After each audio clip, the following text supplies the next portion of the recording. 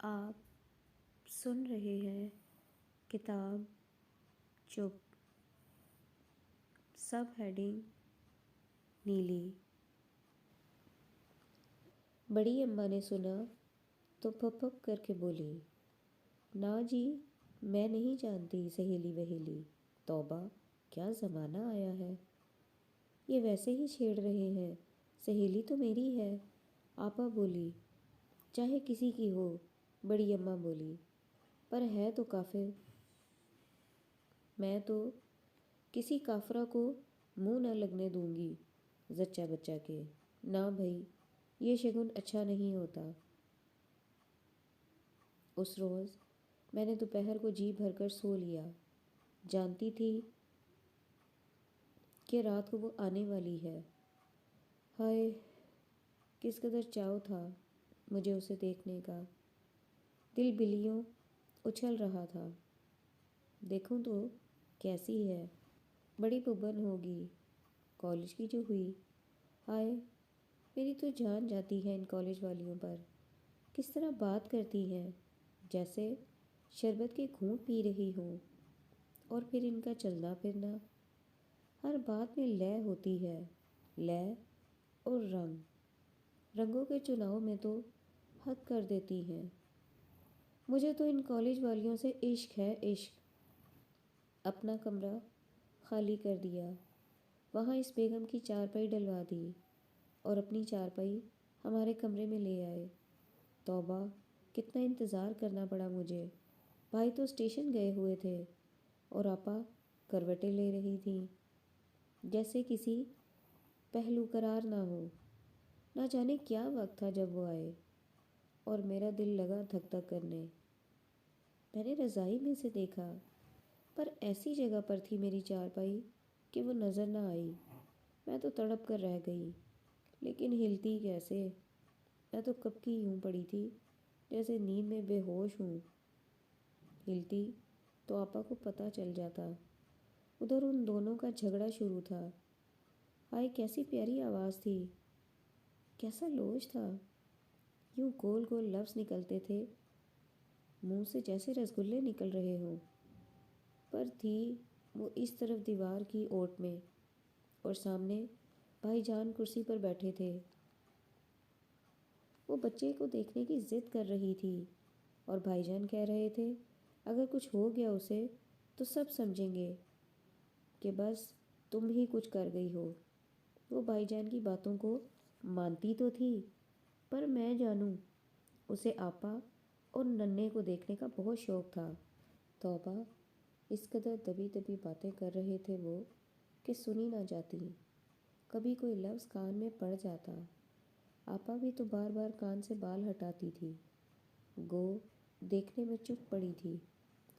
وہ یوں کھوئی ہوئی بیٹھی تھی کہ ننھے کو تھپکنا بھی بھول گئی تھی۔ ہاں، اس کی آواز آئی، اب میں نے جان لیا ہے۔ اس نے ایک آہ بھری، اس بات میں مذہب کو لانا یہ میری بھول تھی، لیکن نہیں نہیں، بھائی جان تڑپ کر بولے، اب اس بات کو، ہاں اب۔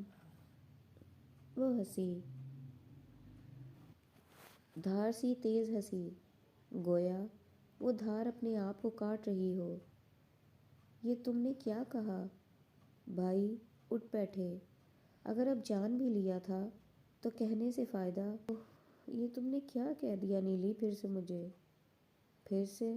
وہ ہنسی، ہاں آپ کے لیے تو پھر سے ہے، لیکن جب اور اب سب ایک تار سے بندھے ہیں، پھر تو ہوا ہی نہیں۔ نیلی، بھائی چلائے، تم اب آرام کرو، تھکی ہوئی ہو۔ ہاں، چور ہوں چور، لیکن میں مسٹر جلیل سے ضرور ملوں گی، چاہے کچھ بھی ہو جائے۔ میں آپ اندر چلی جاؤں گی۔ نہیں نہیں، آج نہیں، بھائی بولے، اگر صفی کو اعتراض نہ ہوا تو کل بڑی اماں سے چوری، اور بچہ وہ تو مجھے دے دیجئے، وہ میرا ہے مسٹر جلیل۔ یہ کیسے ہو سکتا ہے؟ بھائی بولے، آخر میں کیسے گزار سکوں گی؟ لیکن وہ نہ مانے گی، میں منا لوں گی اسے۔ بھائی جان گھبرا کر کمرے سے باہر نکل آئے۔ صبح جب میں جاگی تو مہمان جا چکی تھی۔ بھائی جان اسے پہلی موٹر میں بٹھا آئے تھے۔ سارا دن میں دعائیں مانگتی رہی کہ بھائی جان اسے آپا سے ملانے پر راضی ہو جائیں۔ وہ آپا سے نہ ملتی تو میں اسے کیسے دیکھتی، اور اسے دیکھنے کے لیے تڑپ رہی تھی میں۔ شام کو میں اندر آئی تو کیا دیکھتی ہوں کہ آپا بگڑی بیٹھی ہے۔ غصے میں کہہ رہی تھی، میں ضرور ملوں گی، چاہے آپ مانے نہ مانے، میں آپ ادھر چلی جاؤں گی۔ بھائی جان نے مجھے دیکھ کر اشارہ کیا اور آپا کو چپ کرا دیا۔ میں بھی وہاں سے سرک گئی، جیسے کچھ سنا ہی نہ ہو، لیکن بھائی جان کی میز کے پیچھے بیٹھ کر سننے لگی۔ وہ سمجھے میں باہر چلی گئی ہوں۔ آپا پھر چمک کر بولی، اف آپا۔ اس روز آپا لڑ رہی تھی۔ مجھے تو اپنے کانوں پر یقین ہی نہ آتا تھا، آپا اور بھائی جان سے لڑے۔ وہ آپا جو جی ہاں کے سوا کچھ کہنا جانتی ہی نہ تھی، بولی، اس میں حرج ہی کیا ہے، آخر لوگ چار چار شادیاں کرتے ہیں، میں اس کی خدمت کروں گی، ایمان سے، مجھے کوئی گلہ نہ ہوگا۔ لیکن کیوں؟ بھائی نے بات کاٹ دی۔ بس میرا جی چاہتا ہے، آپا بولی۔ ایسے اچھی ہے وہ، اس کی زندگی کیوں برباد کر رہے ہیں آپ؟ لیکن تمہاری زندگی، بھائی بولے۔ میری زندگی، آپا نے دہرایا، جیسے کوئی ٹوٹا ہوا پیالہ بجتا ہے۔ میری زندگی کو جانے دیجیے، گئی آئی چیز کا کیا ہے؟ نہیں نہیں، بھائی غصے میں اٹھ بیٹھے، یہ نہیں ہو سکتا، اب تم اور مجھ میں کوئی حائل نہیں ہو سکتا، یہ کہہ کر وہ چلے گئے۔ اس کے بعد میں نے دیکھا کہ آپا کا چہرہ ہی کچھ اور ہو گیا، جیسے کوئی بیماری کے بعد سکھ کی نیند سو جاتا ہے۔ آپ ہی آپ مسکراتی تھی، ایسی جیسے نیا نیا سہاگ ملا ہو۔ شام کو نیلی لوٹ آئی۔ ہم سب اس انتظار میں بیٹھے تھے کہ کب بڑی اماں عشاء کی نماز شروع کرے اور نیلی ہم سے ملے، چونکہ بھائی جان نے کہہ دیا تھا کہ اماں نماز شروع کرے گی تو ملا دیں گے تم سے۔ اماں کی نماز بھی تو ایسی ویسی نہ تھی، نہ جانے کیا کیا پڑھتی رہتی تھی وہ۔ نماز ختم ہوتی تو کھڑی ہو کر کچھ پڑھتی، پھر بیٹھ کر ہونٹ ہلاتی رہتی، اور پھر ایک لمبا سجدہ، یوں معلوم ہوتا جیسے سجدے میں ہی دم نکل گیا ہو۔ توبہ، اس روز وقت تھا کہ رک گیا تھا۔ نہ جانے کس وقت اماں نے نماز شروع کی، اس نے کچھ زیادہ ہی دیر لگا دی، چونکہ نئی پڑوسن سیدانی کو آنا تھا نا بچے کو دیکھنے کے لیے، لیکن سیدانی نہ آئی۔ آخر اماں نے انتظار کے بعد نماز شروع کی۔ ہائے ری، وہ نیلی کیا بھبن تھی، کس شان سے وہ اندر آئی، گویا میم ہو میم، سنہرے بال، زرد مخملی رنگ اور نیلی آنکھیں۔ آپا نے نگاہ بھر کر دیکھا اور یوں چونکی جیسے سانپ نے ڈس لیا ہو، پھر بے اختیار پلہ اٹھا کر ننھے کی طرف دیکھا، اور پھر پاگلوں کی طرح نیلی کی طرف دیکھ کر ہنس پڑی۔ آئیے بیٹھیے۔ آپا نے ننھے کو اٹھا کر نیلی کی گود میں ڈال دیا اور مسکرا کر بولی، آپ ہی کا تو ہے، چاہے ابھی لے لیں یا جب جی چاہے، میں تو دایا ہوں اس کی۔ اف، آپا کی وہ بات۔ نیلی پہلے تو حیران بت بنی بیٹھی رہی، پھر چونک کر بولی، آپ کے مزاج تو اچھے ہیں، کیا ٹھکانے ہیں؟ آپا ہنسی۔ بھائی جان گھبرا گئے۔ نیلی نے کہا، کیسا پیارا ننھا ہے، اور اس نے ننھے کی طرف دیکھا۔ اف، اس کا تو رنگ اڑ گیا، شرم سے یا نہ جانے کیوں پانی پانی ہو گئی۔ پھر بھائی بولے، نیلی، صفی جانتی ہے، مجھے تو بہت خوشی ہے۔ آپا کہنے لگی کہ گھر والی گھر آ گئی۔ نہیں نہیں، نیلی چلائی، آپ نہیں جانتی، اس سے کیا فرق پڑتا ہے؟ آپا مسکرائی، ہم دونوں بہنیں اکٹھی رہا کریں گی، میں خدمت کروں گی۔ آپا کی آواز بھر آ گئی۔ نہیں نہیں، بھائی جان چیخنے لگے، اب نہیں۔ عین اس وقت دروازہ کھلا اور ایک بڑھیا اندر آ گئی۔ میں پڑوس سے آئی ہوں بیٹی، وہ بولی، برا نہ ماننا، میرا جی چاہتا تھا ننے کو دیکھ آؤں۔ بھائی سرک کر کونے میں ہو گئے۔ نیلی نے کرسی کھینچ کر بڑھیا کو بٹھا لیا۔ میں جانوں وہی سیدانی تھی، بڑی اماں انتظار کرتی رہی تھی جس کا۔ سلام کے جواب میں وہ دعائیں دینے لگی، پھر بولی، کہاں ہے ننا؟ ننے کو دیکھا اور پھر غور سے نیلی کی طرف دیکھ کر مسکرائی۔ اس وقت اس کی گود میں تھا نا وہ، اللہ عمر دراز کرے۔ وہ بولی، کیسا پیارا ہے۔ نیلی کی طرف غور سے دیکھ کر کہنے لگی، بالکل اپنی ماں پر گیا ہے۔ بھائی جان کا منہ فک ہو گیا۔ نیلی تو تصویر بنی بیٹھی تھی، پر وہ اپنی ہی دھن میں بولتی رہی، آئے ہائے لڑکی۔ اس نے نیلی سے کہا، یہ کرسی میں بیٹھنا، توبہ، آج کل کی لڑکیاں تو زچہ بننا جانتی ہی نہیں، تجھے تو پلنگ پر لیٹ جانا چاہیے۔ میں نے کہا، نہیں، ننے کی اماں تو یہ رہی۔ میں نے آپا کی طرف اشارہ کیا۔ بڑھیا نے غور سے آپا کی طرف دیکھا، پھر سے وہ ہنسی، آئے ہائے لڑکی، مذاق کرتی ہو؟ یہ بال دھوپ میں تو نہیں سفید کیے میں نے۔ پھر وہ ننے سے مخاطب ہوئی، چاہے ننے سے پوچھ لو کہ کون ہے اس کی اماں۔ نیلی بت بنی بیٹھی تھی۔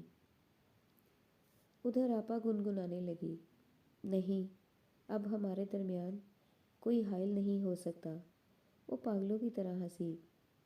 بڑھیا اپنی ہی دھن میں بولتی گئی، کہتے ہیں، سچ کہتے ہیں سیانے، باپ کی نظر میں جو دلہن کی صورت جچ جائے تو بچے کو تو ماں پر ہی جانا ہوتا ہے۔ بڑھیا بولی، کیا ہنستی ہے بیٹی، بچہ حائل کہاں ہوتا ہے، وہ تو دونوں میں بندھن بن جاتا ہے۔ بڑھیا نے بھائی اور نیلی پر معنی خیز نگاہ ڈال کر کہا، پھر جب ماں پر شکل ہو اس کی۔ جینا نے چچی کی نظر بچا ماتھے پر پیاری تیوری چڑھا کر قاسم کو گھورا اور پھر نشے کی شلوار کے اٹھائے ہوئے پانچے کو مسکرا کر نیچے کھینچ لیا اور از سر نو چچی سے باتوں میں مصروف ہو گئی۔ قاسم چونک کر شرمندہ سا ہو گیا اور پھر معصومانہ انداز سے چارپائی پر پڑے ہوئے رومال پر کاڑھی ہوئی بیل کو غور سے دیکھنے لگا۔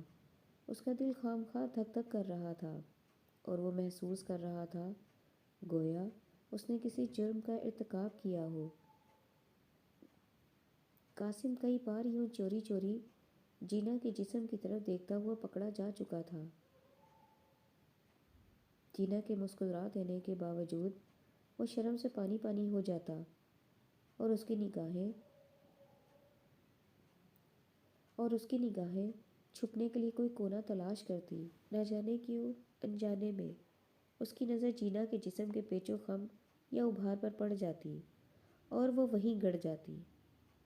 اس وقت وہ قطعی بھول جاتا کہ کدھر دیکھ رہا ہے یا کچھ دیکھ رہا ہے۔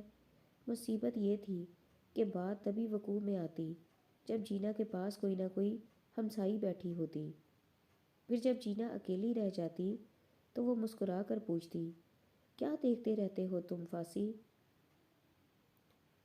میں نہیں۔ وہ گھبرا جاتا اور جینا ہنستی مسکراتی اور پھر پیار سے کہتی، کسی کے سامنے یوں پاگلوں کی طرح نہیں دیکھا کرتے بلو۔ اگرچہ اکیلے میں بھی جینا کا پائنچہ اکثر اوپر اٹھ جاتا اور دوپٹہ بار بار چھاتی سے یوں نیچے ڈھلک جاتا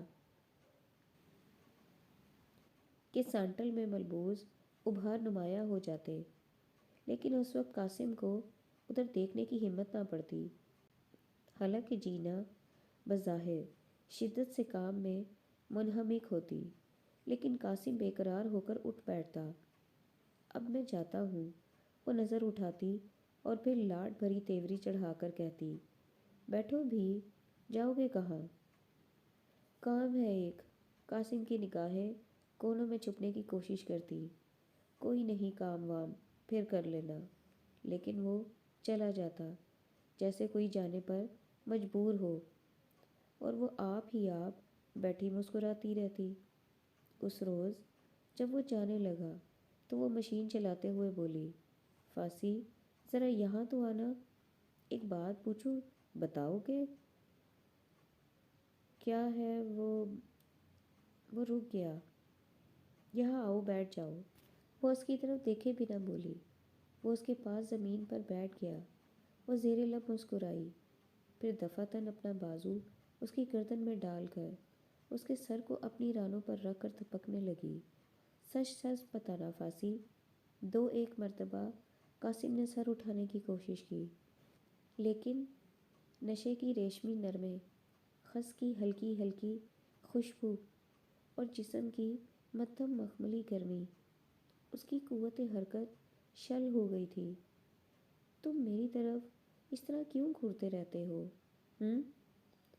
اس نے ایک پیار بھرا تھپڑ مار کر کہا، بتاؤ بھی۔ بتاؤ۔ قاسم نے پورا زور لگا کر سر اٹھا لیا۔ وہ انجانے جذبات کی شدت سے بھوت بنا ہوا تھا۔ آنکھیں انگارہ ہو رہی تھیں، منہ نبات کی طرح سرخ اور سانس پھولا ہوا تھا۔ ہے؟ یہ تمہیں کیا ہوا؟ وہ منہ پکا کر پوچھنے لگی۔ کچھ بھی نہیں، قاسم نے منہ موڑ کر کہا۔ خفا ہو گئے ہو کیا؟ اس نے از سر نو مشین چلاتے ہوئے پوچھا، اور دوپٹہ منہ میں ڈال کر ہنسی روکنے لگی۔ نہیں نہیں، کچھ بھی نہیں، وہ بولا۔ اچھا اب میں جاتا ہوں، اور باہر نکل گیا۔ اس کے بعد جب وہ اکیلے ہوتے قاسم اٹھ بیٹھتا، اچھا اب میں جاتا ہوں، لیکن اس کے باوجود منہ موڑ کر کھڑا رہتا، اور وہ مسکراہٹ بیچ کر کہتی، اچھا ایک بات تو سنو۔ اور وہ معصوم انداز سے پوچھتا، کیا بات ہے؟ یہاں تو آؤ، بیٹھ جاؤ، وہ منہ پکا کر کہتی۔ وہ اس کے پاس بیٹھ کر اور بھی معصومانہ انداز سے پوچھتا، ہاں جی کیا ہے؟ حنائی ہاتھ حرکت میں آ جاتے، اور قاسم کا سر مخملی معطر تکیہ پر جا ٹکتا، اور وہ حنائی ہاتھ اسے تھپکنے لگتے۔ اس کے تن بدن میں پھلجھڑیاں چلنے لگتی، نسوں میں دھنکی بجنے لگتی، آنکھوں میں سرخ ڈورے دوڑے جاتے، سانس پھول جاتا، لیکن وہ زیادہ دیر تک برداشت نہ کر سکتا۔ ایک رنگین اضطراب اسے بے قرار کر دیتا، اور وہ اٹھ بیٹھتا۔ اب میں جاتا ہوں، اور وہ نیچی نگاہ کیے مسکرائی ہی جاتی۔ پھر نہ جانے اسے کیا ہوا، ایک رنگین بے قراری سی چھا گئی۔ وہ چارپائی پر بیٹھا دعائیں مانگتا کہ وہ اکیلے ہوں۔ اس وقت آنکھیں یوں چڑھی ہوتی جیسے پی کر آیا ہو، جسم میں ہوائیاں چھوٹتی۔ جینا نیچی نظر سے اسے دیکھ دیکھ کر مسکراتی رہتی، اور پھر آنکھ بچا کر کوئی نہ کوئی شرارت کر دیتی۔ مثلاً جب بھی چچی یا بڑی بی کی نظر ادھر ادھر ہوتی تو جینا جیسے بے خبری میں کوئی کپڑا اپنی گود میں ڈال لیتی، اور نیچی نگاہ سے قاسم کی طرف دیکھ کر اسے تھپکنے لگتی، اور قاسم، اف، وہ بیچارہ تڑپ اٹھتا، اور جینا منہ میں دوپٹہ ٹھونس کر ہنسی روکنے کی کوشش کرتی، یا وہ دونوں ہاتھ قاسم کی طرف بڑھا کر اپنی گود کی طرف اشارہ کرتی، گویا بلا رہی ہو۔ اور جب چچی یا بڑی بی کا دھیان ادھر ادھر ہوتا تو جینا بڑی سرگرمی سے کپڑا سینے میں مصروف ہو جاتی، اور مزید چھیڑنے کے خیال سے اپنے دھیان بیٹھی پوچھتی رہتی، قاسم آج اس قدر چپ بیٹھے ہو، لڑ کر تو نہیں آئے ہو اماں سے؟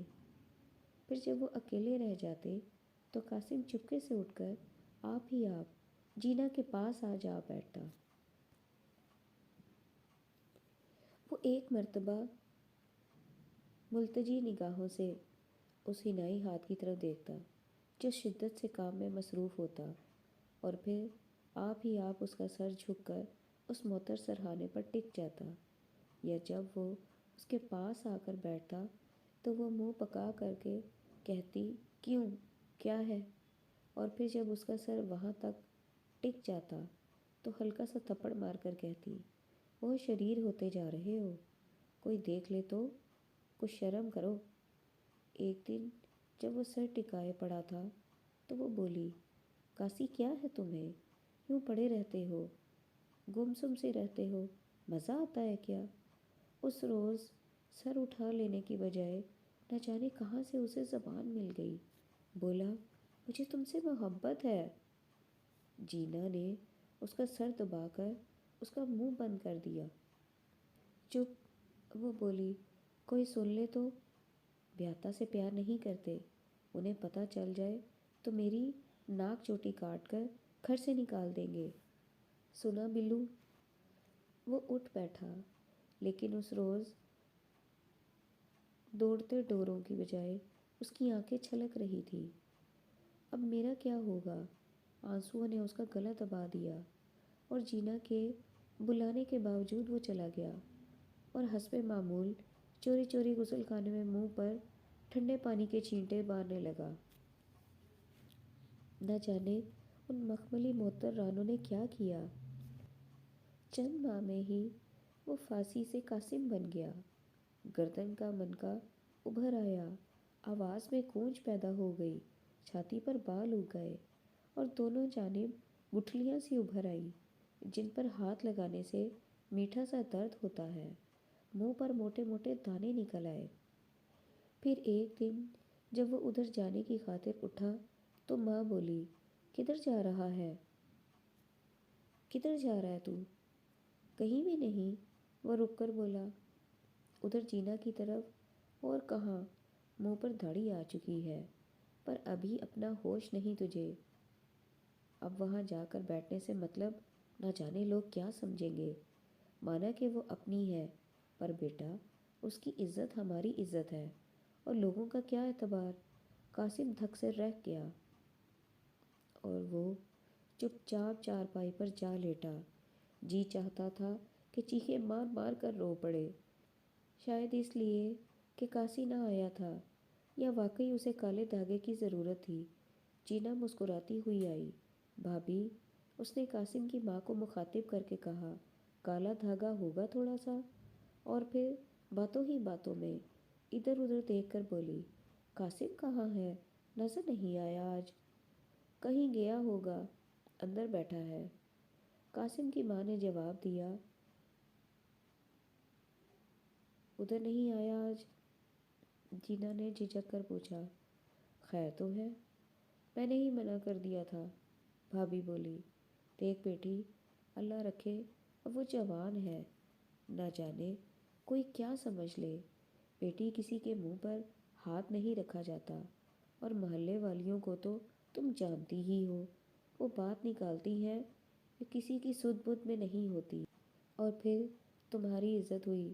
کیوں بیٹی، کیا برا کیا میں نے جو اسے جانے سے روک دیا؟ ایک ساتھ کے لیے وہ چپ سی ہو گئی، لیکن جلد ہی مسکرا کر بولی، ٹھیک تو ہے بھابھی، تم نہ کرو میرا خیال تو کون کرے؟ تم سے زیادہ میرا کون ہے؟ تم بڑی سیانی ہو بھابھی۔ یہ کہہ کر وہ اٹھ کھڑی ہوئی، کہاں چھپا بیٹھا ہے، اور اندر چلی گئی۔ کاسی کا منہ زرد ہو رہا تھا اور آنکھیں بھری ہوئی تھیں۔ اسے یوں چپ دیکھ کر وہ مسکرائی اور اس کے پہلو میں گدگدی کرتے ہوئے بولی، چپ۔ پھر بآواز بلند کہنے لگی، مجھے ڈی ایم سی کا ایک ڈبہ لا دو، پھانسی، سبھی رنگ ہو اس میں، اور پھر اس کی انگلی پکڑ کر کاٹ لیا۔ کاسی ہنسنے لگا تو منہ پر انگلی رکھ کر بولی، چپ، اب تو زندگی حرام ہو گئی۔ کاسی نے اس کے کان میں کہا، اب میں کیا کروں گا، میرا کیا بنے گا؟ زندگی حرام ہو گئی، بس اتنی سی بات پر گھبرا گئے۔ پھر وہ بآواز بلند کہنے لگی، ڈبے میں لال گولا ضرور ہو، مجھے لال دھاگے کی ضرورت ہے۔ جینا نے یہ کہہ کر اس کے کان سے منہ لگا دیا۔ رات کو 1 بجے بیٹھک کی تیسری کھڑکی کھلی ہوگی، ضرور آنا۔ ایک آن کے لیے وہ حیران رہ گیا، ضرور آنا، اور اس کا سر اپنے بدن سے مس کرتے ہوئے بولی، اور پھر بآواز بلند اسے ڈبے کے لیے تاکید کرتی ہوئی باہر نکل آئی، آج نہ صحیح کل ضرور لانا۔ یہ کہہ کر وہ چلی گئی۔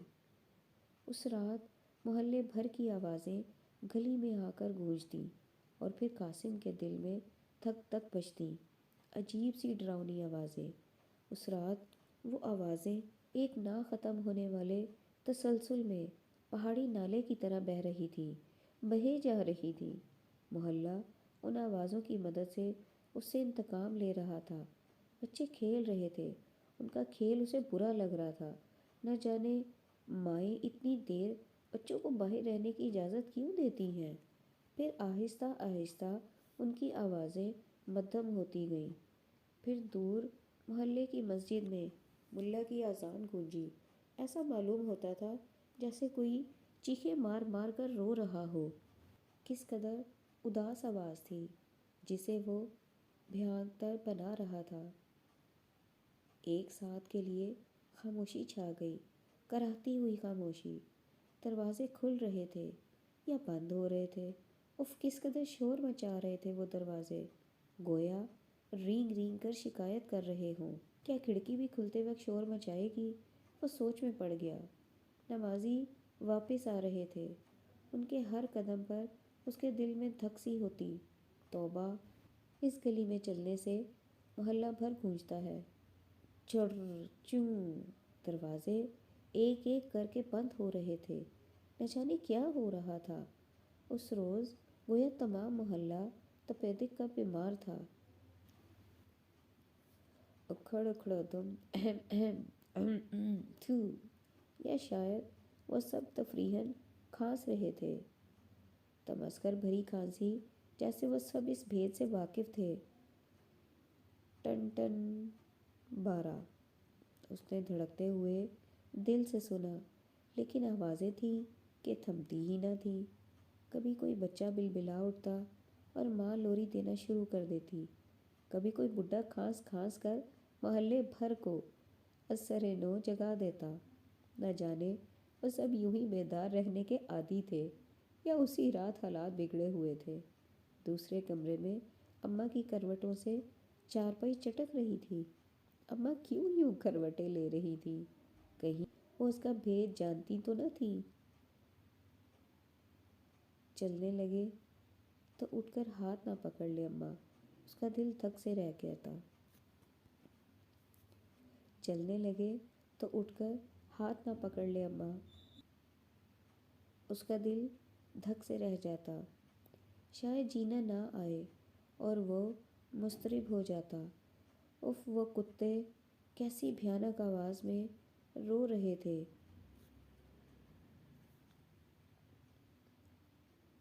شاید اس لیے کہ وہ جینا کی گود میں سر رکھ کر روتا رہا، مجھے تجھ سے محبت ہے، میں تمہارے بغیر جی نہ سکوں گا۔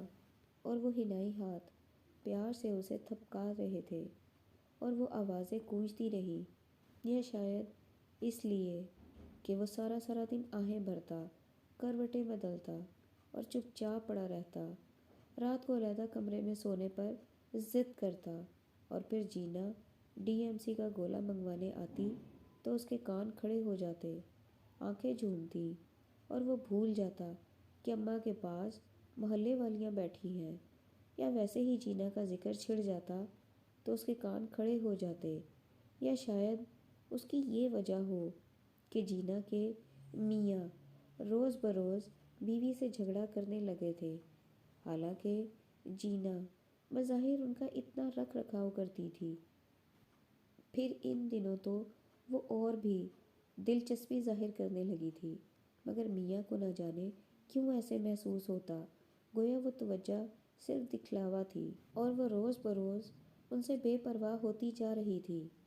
ممکن ہے اس کی وجہ محلے کی دیواریں ہوں، جو اس قدر پرانی اور وفادار تھیں کہ جینا کا یہ رویہ برداشت نہ کر سکتی ہوں، اس لیے انہوں نے وہ راز اچھال دیا۔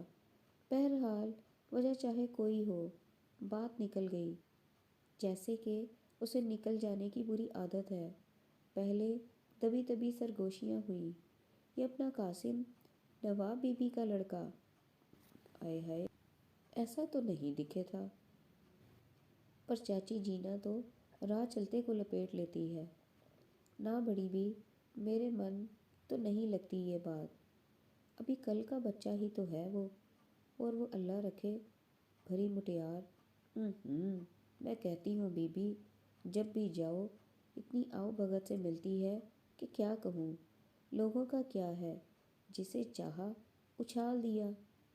یہ بھابھی ذرا اسے دیکھے تو، اللہ مرے نشے کی شلوار ہے،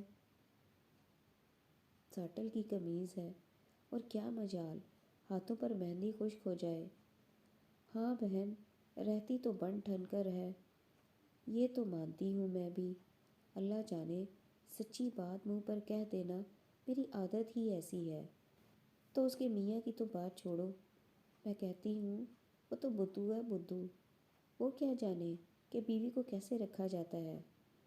آئری قاسم نے محسوس کیا کہ لوگ اس کی طرف مستفسرانہ نگاہوں سے دیکھنے لگے ہیں۔ پہلے تو وہ شرمندہ سا ہو گیا، پھر اسے خیال آیا کہیں بیٹھک کی تیسری کھڑکی ہمیشہ کے لیے بند نہ ہو جائے۔ اس کا دل ڈوب گیا، لیکن جوں جوں محلے میں بات بڑھتی گئی، جینا کی مسکراہٹ اور بھی رسیلی ہوتی گئی، اور اس کی چپ اور بھی دل نواز۔ بس ڈر گئے؟ وہ ہنسی۔ ہم کیا ان باتوں سے ڈر جائیں گے؟ اس کا حنائی ہاتھ اور بھی گرم ہوتا گیا، اور اس کا سنگھار اور بھی معطر، لیکن ان باتوں کے باوجود قاسم کے دل میں ایک پھانس سی کھٹکنے لگی۔